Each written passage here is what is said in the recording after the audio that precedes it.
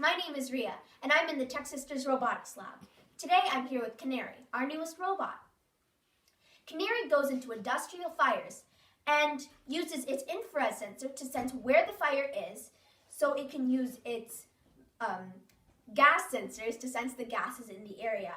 And then it uploads that information to the cloud so that the firefighters can see it and they can make the right decisions based on that data. It is equipped with MQ sensors, a DHT sensor, an infrared sensor, and an OLED display. Now let's see what it can do. Imagine that this is a factory that the firefighters suspect may catch on fire. That's why they're using Canary to assess the situation. Canary will use its infrared sensor to sense where the fire is. After it's gotten into the fire, it will use its gas sensors to sense the gas levels and then send that information to the cloud.